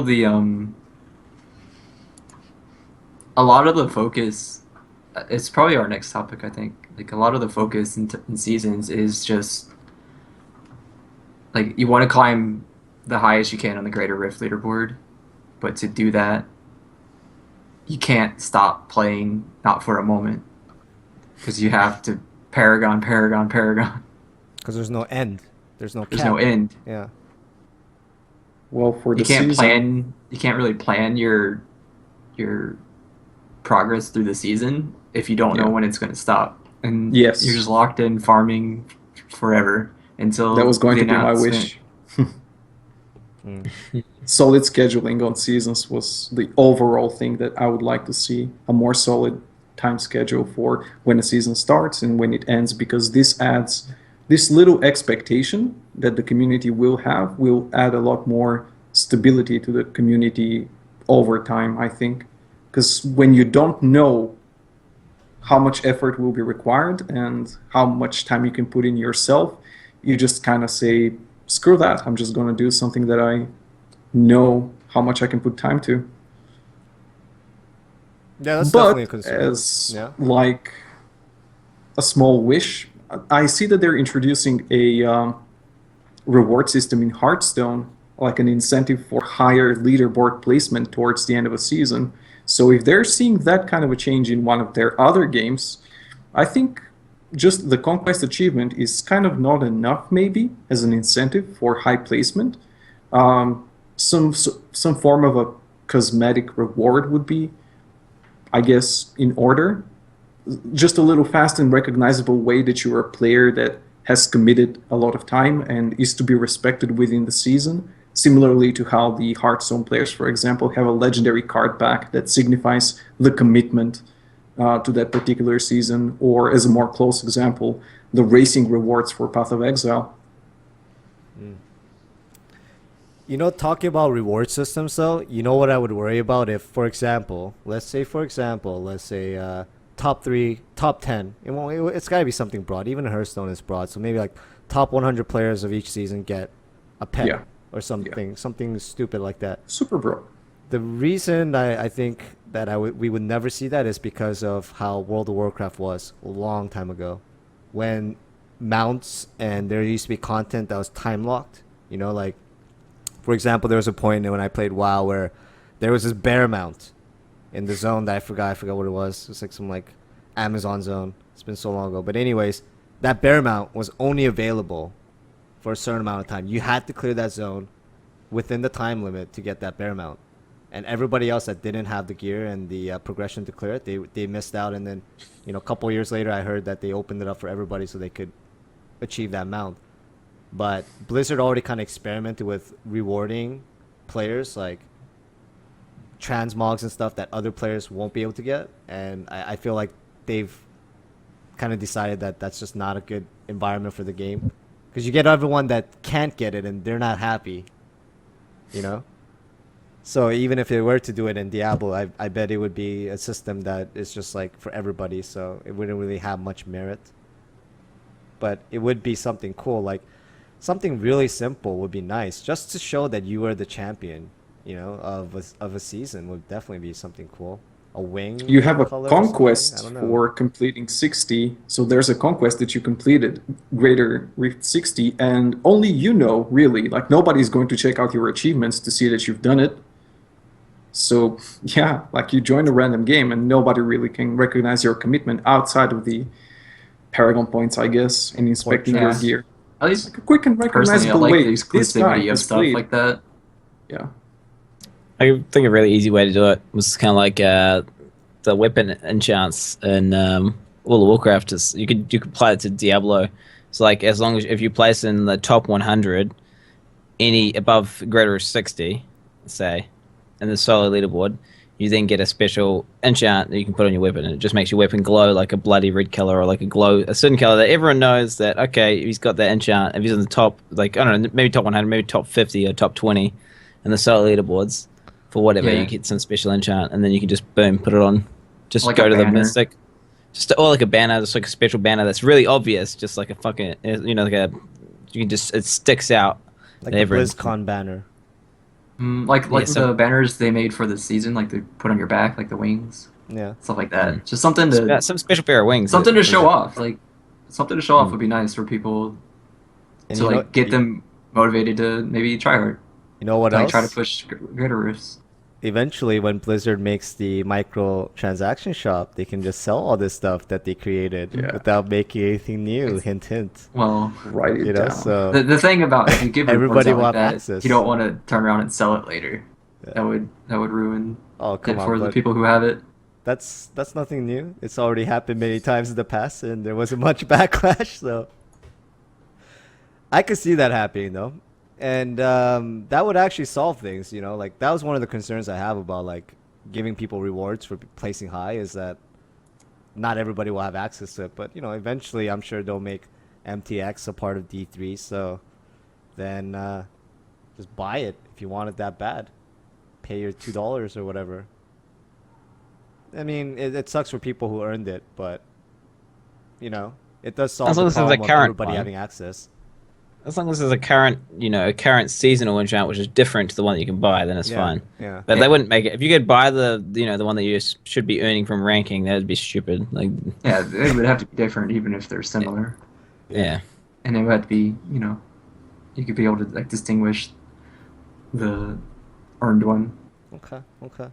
So rewards, more rewarding seasons, like special rewards, and lengthwise 2 to 3 months, and not necessarily having to like force content for a new season.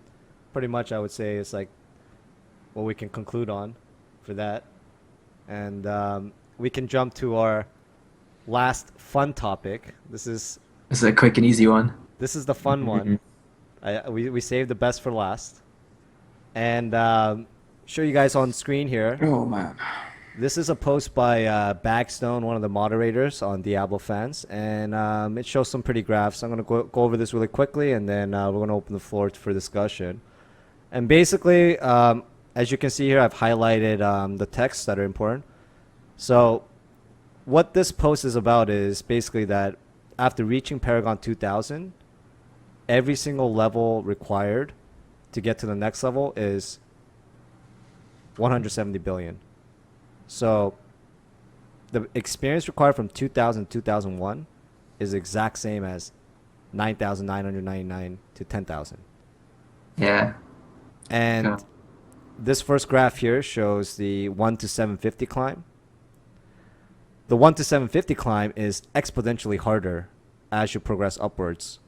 The amount of XP you need, it goes exponentially higher. And then once you reach 750, 800, it's goes up by 122.4 million per level. So every new level, it's 122.4 million more XP than the previous. It's linear, it's not exponential. And then once you get to 2000, it's just flat. It just flatlines like this third graph here. So that's basically the three problems of Paragon that this post illustrates. That first problem being Paragon leveling becomes slower and slower until 750, and it's about the same pace as 750 to 2000. And then it actually becomes faster because 2000 to 10,000 is exactly the same. And with the changes to the current game, the Paragon 800 climb, like beyond Paragon 800, is much more rewarding than than before. And the third problem listed here is that, well, it's pretty much the same thing as the second problem. The greater rifts, especially the lower greater rifts, which the new lower greater rifts is basically 55, and the speed runs are just too rewarding, and it kind of forces people into this XP gear optimizing setup, which I think this is questionable because with the new tiers that we're going to be doing, we don't really know if people are going to be stacking XP gear or not, or going for damage yet. So this is kind of questionable topic, but I think like most of this information, like there you read earlier, there was a patch note where they kind of fixed the scaling issue. I feel the Paragon scaling issue they've already addressed. Oh, they've already addressed this. It's more so, should there be a cap on Paragon for seasons? I feel. What was the change that they made? They increased the scaling the higher up, like it doesn't flatline. It doesn't flatline now from 2,000 to 10,000. I think it's 2,500. It's 2,500 according to the patch to note. 10,000. Yeah. That it starts. Well, eventually it flatlines though. Then, just not 2,000. It says increase the amount of experience required for Paragon levels 2,500 and up. Okay, so 2,500 and up, it's still exponent. No, so I guess nobody knows yet exactly what it is. This must be a very recent change after this post is made. Okay. So there's also been some changes. So now this particular graph isn't actually, the information isn't current. Do we have any current information on exactly how it scales up from 2,500 plus? Or is it unknown? I don't know, like how it scales. I feel is not. It should scale like it did from 1 to 750 and all the way to the end. I feel that's how it should scale, no matter what. But as far as that, like at what point does playing the game become just grinding Paragon, like until there's no end? Like a cap on Paragon for the seasons, or maybe not even like a solid cap. Another idea to kind of fix this issue for seasons at least is like greater rifts can have a cap, but normal play can be whatever you can reach, so you can still play and get rewarded and your character gets stronger. But if you're pushing leaderboards on greater rifts, say you can only use 1,000 of your Paragon points. That's kind of it. That's an interesting idea, actually. So you're saying basically that I may have a character with 10,000 Paragon, but when I go into greater rifts, I only have access to 1,000, and then 9,000 more is only when I'm like farming and doing like just your normal stuff, I suppose. Speed farming, where you. That was just an idea. Speed farming would be out too, though. Tossed around, but then it sounds great. Actually, to be honest, I definitely feel that would like level the playing field in a sense, to where it's a more. It's easier to balance greater rifts on what people are going to be like. You can't balance greater rifts on Paragon 3,000 players, like, and expect people lower to like get through them. Like it would bring balancing a little more in state of what they expect players to perform at, and Like I don't know. It just feels like right now you're locked in an endless grind. Even if the season Yeah. is like 3 months long, you're going to be spending 90% of that just farming Greater Rift like 50 for every like as long as you can. Mm. I think it's kind of a good idea. Like the whole, it's kind of like similar to World of Warcraft with the PvE gear, how it scales infinitely in the world, and then you go into a battleground and it gets downscaled to a if so everyone's on the same playing field, sort of Yeah. thing. And then you just do the same thing to Paragon, so you can do whatever you want. Second, you go into a Greater Rift, you just get downscaled to 1k flat, just primary stat. It just gets cut off, and that would be. I mean, that's a really good idea, I reckon, Jobo. But either that or just a straight out just at 1000 you stop getting primary stat and they just give you some sort of secondary stat, or even just getting like the actual graph and make it exponentially scaled to the point where it's literally not worth your time. Yeah. Just make it Something so like that. bad beyond 1000 that you could spend your time farming T6 or something, or doing anything else except trying to farm experience. Just get that kind of horrific Yeah, scaling. like if it kept scaling from 1 to 700 all the way to like 1 to 10,000, like in that at that rate, Yeah. it would become there would be a point at which it's not worth your time to get one more Paragon level. It The used to next be jump like being that. at 2500 is kind of crazy still.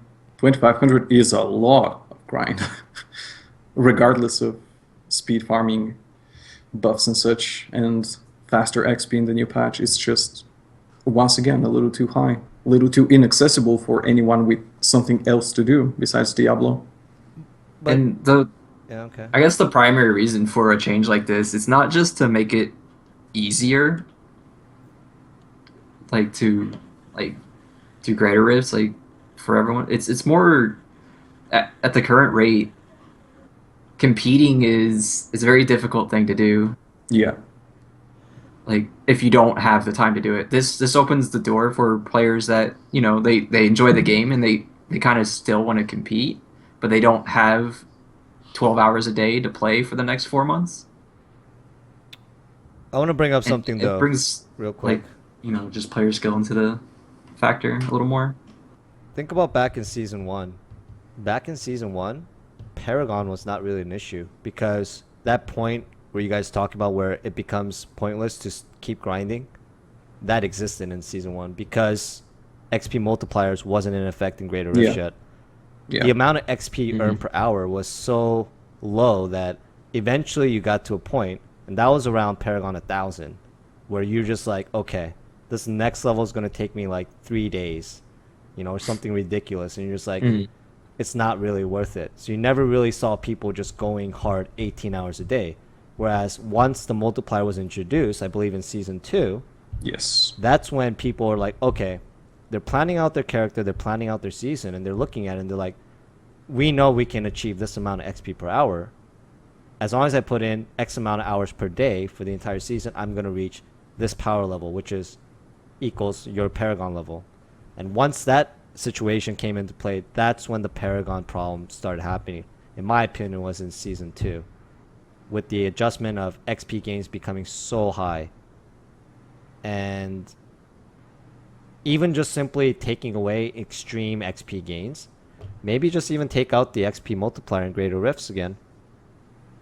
A simple solution like that already Have the, makes it like very hard to amount of like. XP you can earn be dependent on like adventure mode, not necessarily greater rifts.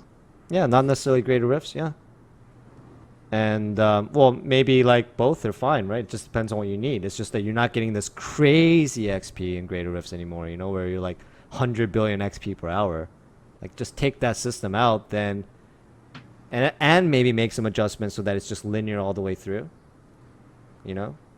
Or one, or just one of the two, should easily solve the Paragon issue of some players having like 5,000 Paragon or something ridiculous. Like 5,000 is a bit ridiculous. Like 1,500 Paragon, 1,800 Paragon, and someone having like 1,200, where the game is like, you can't balance it like you said, Joe, around the 1,800 and 1,200. The game's going to feel entirely different at those Paragon levels, so. I just think removing XP gear straight away would be a step in the right direction. It's like it forces you to sacrifice utility or like fun buffs or fun things you can bring to the group to get a generic passive buff to the amount of experience you get per hour. Yeah. and it's just You're a like, walking stat stick. yeah, it's just like that's what And you it's are. not- Exactly. It's not a It's- new problem. Like it was like it was the same problem with Magic Find back then. Like it Yeah. was people feel forced to gear a stat that doesn't make them stronger Yeah. in order to like get better rewarded for their time spent. And they wanted to avoid that with Magic Finds, and they tried a bunch of different fixes, and eventually they just removed it completely. And yeah. maybe they should just speed up the process for XP. Right now they're like going through the steps. Well, I think Yep. the XP multiplier was introduced in season 2 because of the fact Yeah. that Greater Rifts wasn't the meta. It wasn't the end game. And they didn't like the fact that they wanted Greater Rifts to be the environment that's the end game for everybody, but players weren't doing Greater Rifts. So season 2, with the XP change, that meta shifted. Now everybody was just chaining Greater Rifts, while before that, nobody was chaining Greater Rifts in season 1. I mean, there's no benefit. You don't get loot. You don't get like better XP or anything. The XP is about the same. The loot's terrible. And they've been trying to buff Greater Rifts and incentivize Greater Rifts ever since season 1. And now I think they just kind of standard to how Blizzard has been to reacting. They kind of knee-jerk react to things. So instead of fine-tuning it and making Greater Rifts slightly more incentive to play, they've just blown it up, like, it's blown it out of the water. And it's like 200 billion XP probably next season at this current, state if things continue. And that's what caused the Paragon problem in the first place. I truly believe that, I think. So I think it's not too hard to fix the situation and get it back so that I think around 1,000 is like a good mark. I felt like that's good. So that once you're beyond 1,000, you can try to achieve 10, 20, 50, or 100 more than the next guy. But the difference between top-end players should never exceed 300 Paragon, I believe. So the difference between someone playing 18 hours a day and 10 hours a day over the course of 2 months should not be more than a 300 Paragon level difference at most. So... To be honest, like just any Paragon level, like the higher your Paragon goes, the more irrelevant your gear becomes.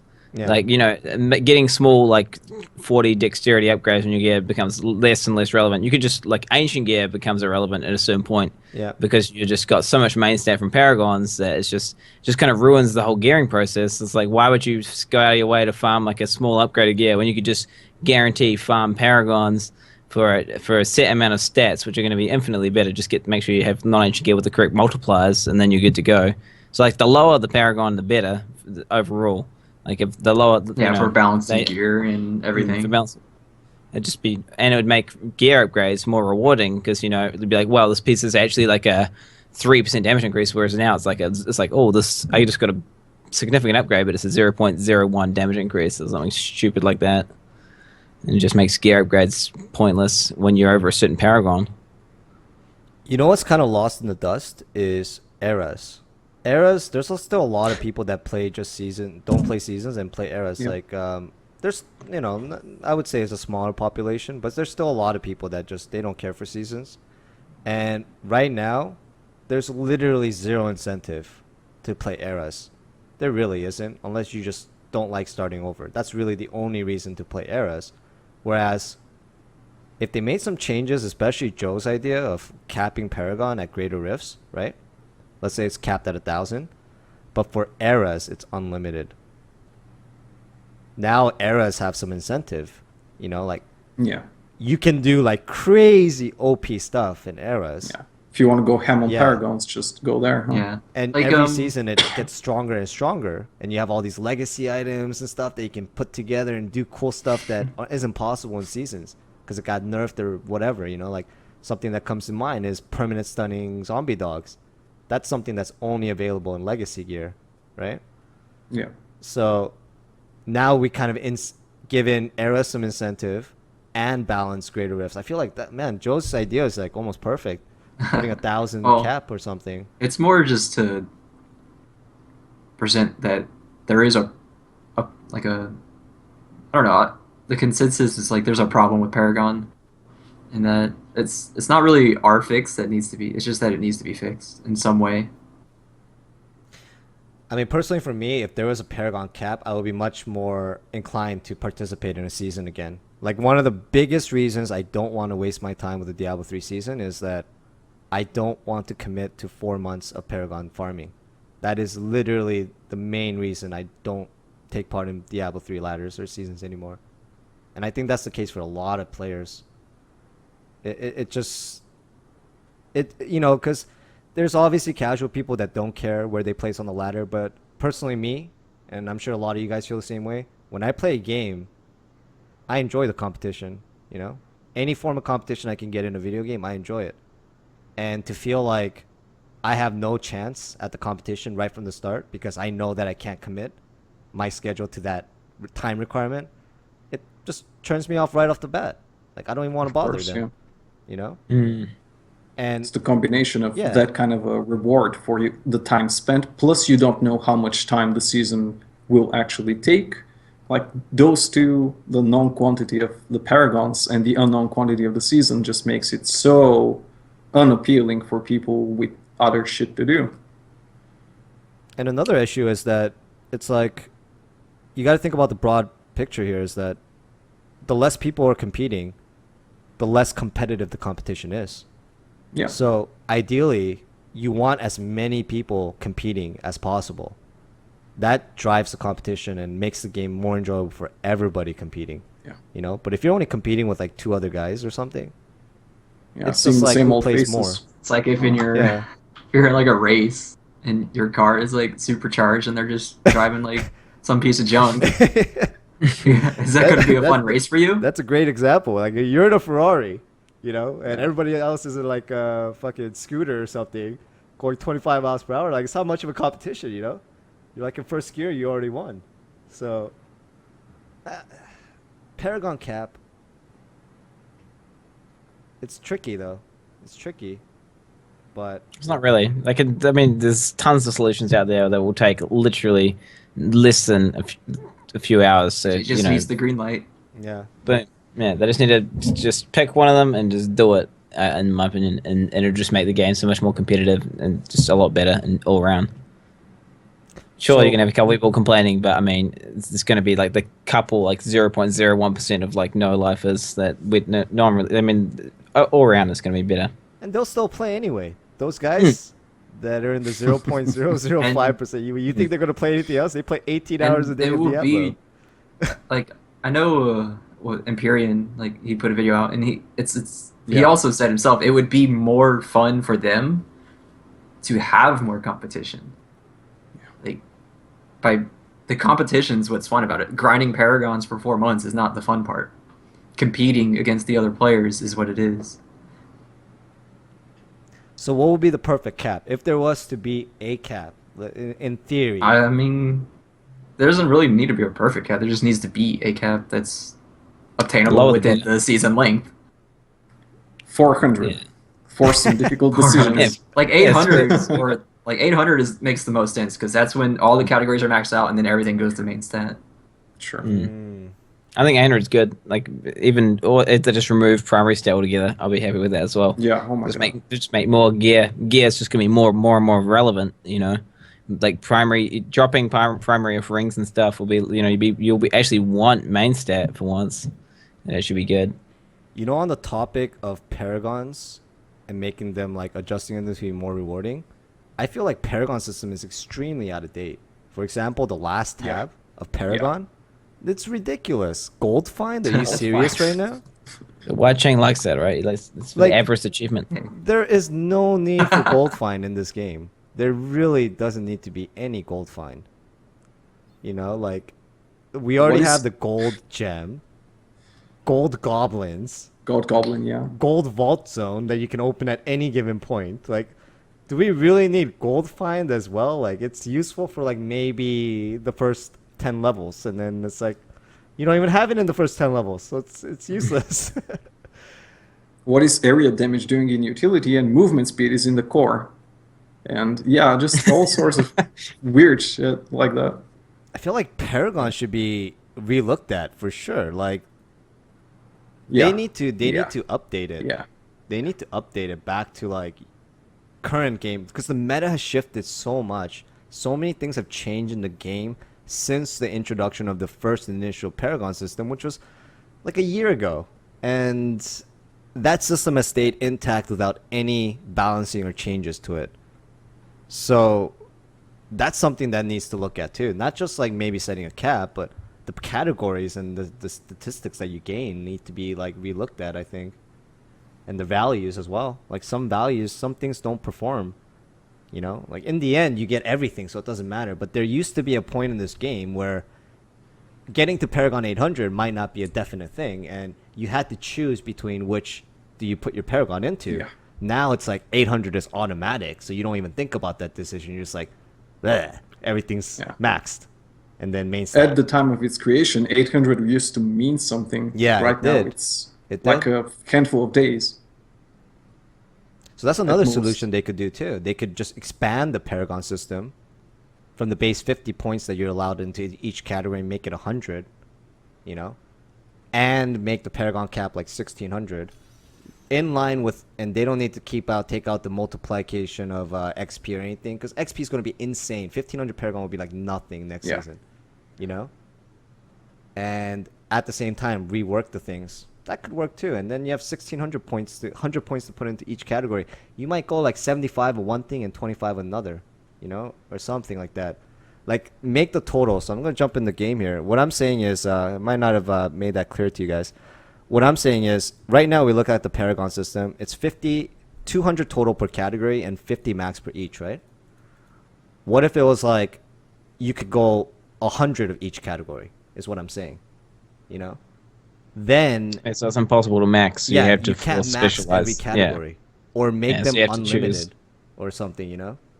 That'd be cool, because there'd be builds where, you know, you've got Exactly, like a resource, you know, you're spending a resource and you don't want attack speed, or like, you know, builds that like it bases around generators and they need attack speed, or like ones, you know, it'd be cool. And you could min max your like all resist if you've got like something that maxes. I don't know. That sounds like a good idea. It but creates I don't know. so much for the game. It's like a whole new meta just out of the Paragon system, because now you can properly min max for different portions of your character. We have to remember, it opens up the doors if you do that. At its inception, Paragon used to be the way you personalize your character, but right now nobody's personalizing anything. Everyone's just pumping it up to full, and there's no character differentiation in that way. Paragon used to be the way to customize your character according to developers, because up to 70, just everyone was essentially the same. So right now it's becoming the same situation. This is just another level 70. Pretty much you're maxing out everything there is to max, and you're just pumping main stat after that. I feel like if you had like a 1,600, let's just say a 1,000 Paragon cap, just to be simple. So you get 250. Let's say you get 250 allocated points per category. Would it be 250? Yeah, 250. So every Paragon level, you gain 1 point for each category. It rotates, and you get 250 for the first 1,000 levels, and it's capped. But then the categories of each, you could just max out. It's 250 for each category. So you can choose to max one thing out or customize between the 4 of each category. But it's got to be enough of a significance that it can shift meta too. That's like, they could just do that, fix the Paragon system and release a season and a patch, and the game would be completely different. Like, so many new things would be possible. So many new builds will be created. So many new playstyles will be created. And the Paragon system will actually do what the Paragon system was supposed to do, like that's said. Differentiate characters. Customize to your own taste and your needs. And I saw something good in chat here. Gold find to magic find. That would be actually a useful stat in a system like this. You know, sometimes you might max your magic find and not take life on hit, resource cost reduction, or area damage. Just saying an example, right? Yeah. That's useless in a Greater Rift, though. Do you want everything to be applicable to a Greater Rift, or like, you know, so like pickup radius or something that actually has utility? That would be great. Well, I don't know. Yeah, there's something that has like, you know, a utility. And I think the Paragons, it's definitely dead on. You know, they need to. I mean, it's just the specifics are not really. We don't really need to go into it, but like, if you just have to, you know, have a loss for a gain, basically, and make characters unique, and rather than just generic buffs. Because effectively it is just a second level 70, like Dead Set said, which is pointless. But we're expecting miracles here. We just want to cap Yeah, and not looking paragons, for a guys. miracle.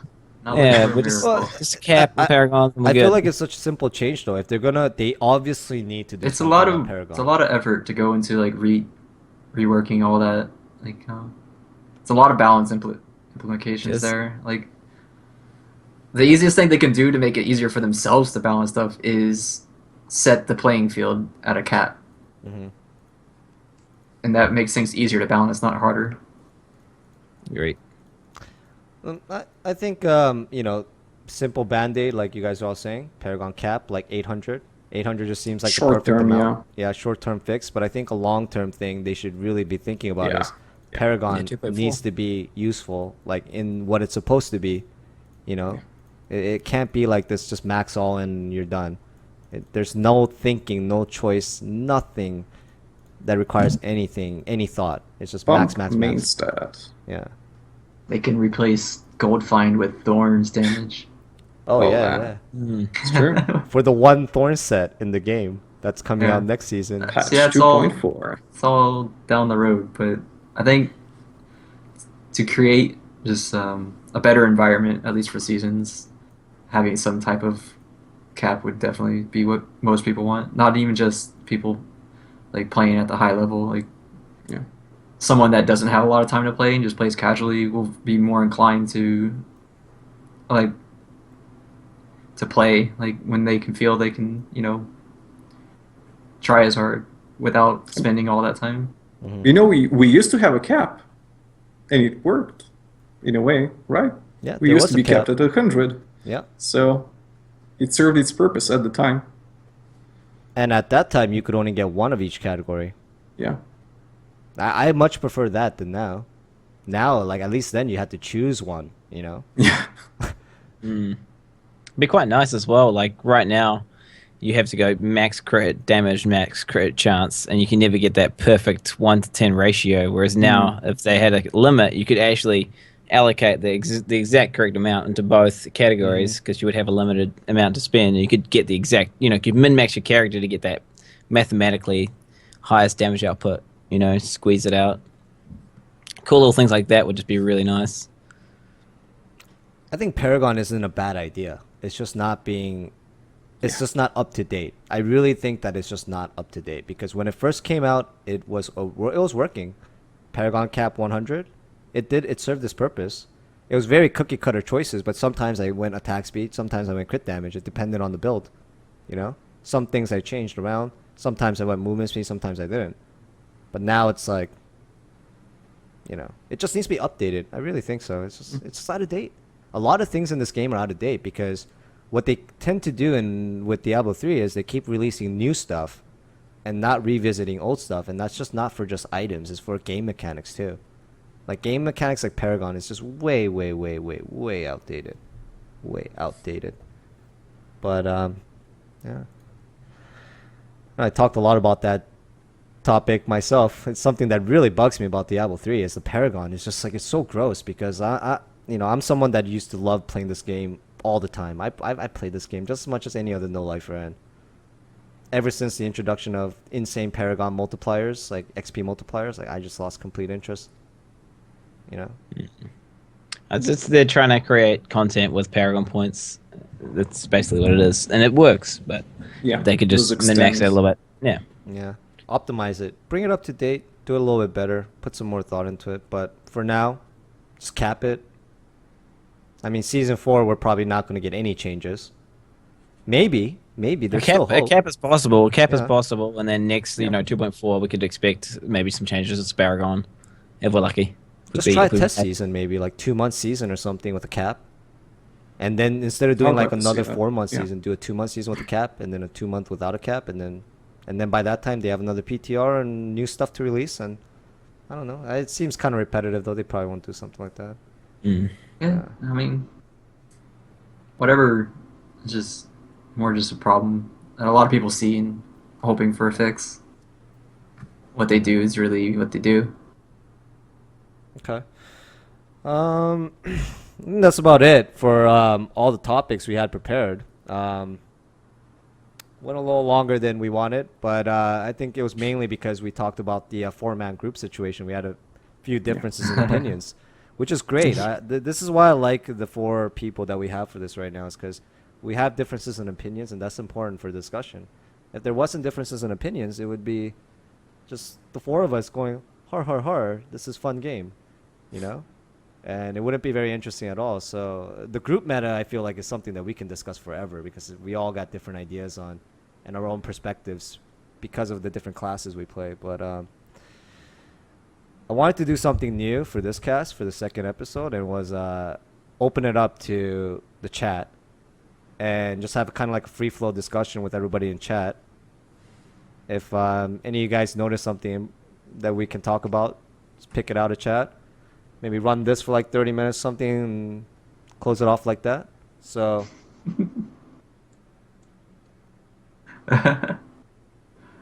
Twitch, Crusader. you're trusting Twitch chat. You're trusting Twitch chat. Yeah, it's a Little experiment. The cast is yeah. already, on YouTube, the cast is already cut right there. This is the Twitch Oh, so this part. is just, we can just fuck around now at this point. Yeah, we can just fuck around here Really? because I feel like we Oh. should. We don't want it to be too serious business, you know. Good. Chris. We can play. We can. It's playtime now. It's playtime where we have fun and we talk about silly stuff and Botting. interact. Botting, he Botters. says. Oh my Botters. God. Botters. Botters. Oh, man. What's this I heard? I've been told, I had my little boys, some of my little rats were out there reporting back to me saying MannerCookie was saying that botting is not a problem and doesn't really help you. What is this? Explain yourself. Okay. I will explain Explain myself. I'll explain myself. Okay, so I remember that statement, and that statement was basically here's my reasoning behind it, and it's if I was to no life, and be competitive, which I have done in the past, I can play 16 hours a day if I choose to.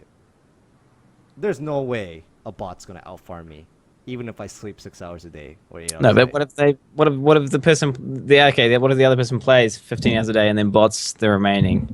Yeah. Well, you see, know. yeah, that's I think the problem with Then you- botting then you- is then you get wrecked. it's that's the that dream. right Yeah, there. then I can't win. But then, That's what happens. That's what what people do. the problem in season 3 was That's- botting. It's like the whole having to farm keys and trials to do greater rifts to farm more Yep. Paragon. It's like you have your bot farm trials while you're sleeping, and you wake up and you have like 400 level 45 rift keys Just- ready to go.